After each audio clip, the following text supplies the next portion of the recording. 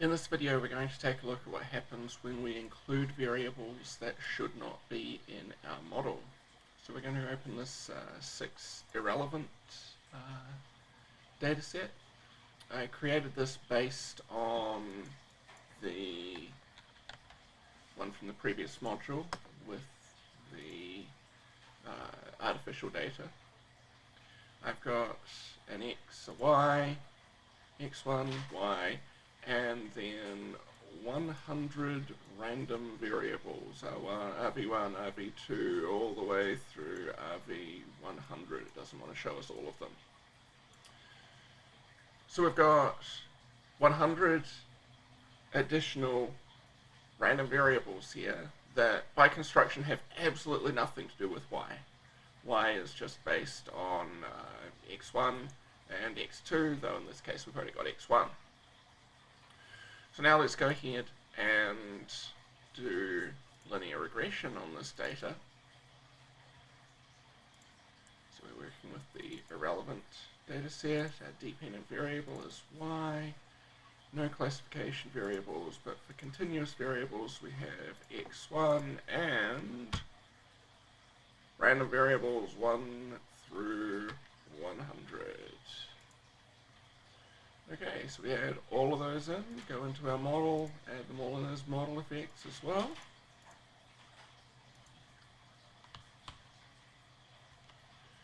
Okay, so we've got 101 variables in our model, of which we know only one of them actually matters for our data, for our model predicting y, but that's not what we're going to see when we look at our results.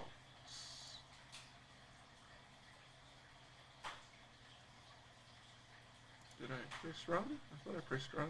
Maybe I didn't press run. Sometimes a problem there.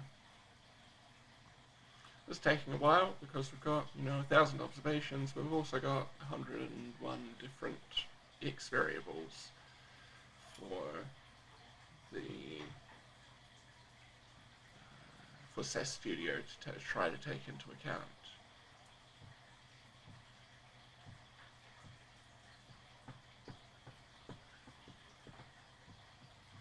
Definitely taking longer than I hoped it was going to.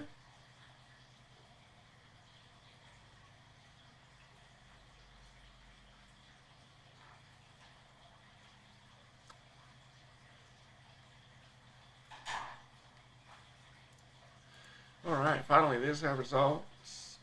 Sorry, 2,000 observations. R squared of about 50%, root mean squared error of about 61, but our important thing to look at is down here, these parameter estimates. So, x1, nice and significant with its parameter estimate around 30 where it's supposed to be, and we probably could have predicted that right, because random variables 1 through 100 are just complete noise variables that have nothing to do with either y or x1, and so their inclusion should not bias the parameter estimate for x1. But now let's have a look at the p-values for our variables. x1, very, very significant as we expected. But as we scroll down, what we're going to find is that some of these variables will actually end up being significant. So the first one here, random variable 31, has a p-value of right around 2%. We can keep on going. Random variable 35 has a p-value of about 3.8%. 57 is one that I found earlier. There we go, 0.0143. So we've got a p-value just over 1%. Number 64, there we go, 3.8%.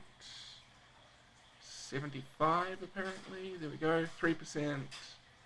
And then 84 and 86 are both significant. And random variable 84 has a p-value of about 2%.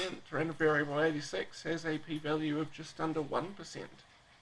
So what we've found is 7 variables that were just random noise, but by chance happened to be significant in this regression model. And so we run a real danger here of making a mistake, of including these variables, of believing these variables actually matter because our statistical test tells us that they do matter, when in reality they don't, and it was just chance that these showed up as significant because we tested so many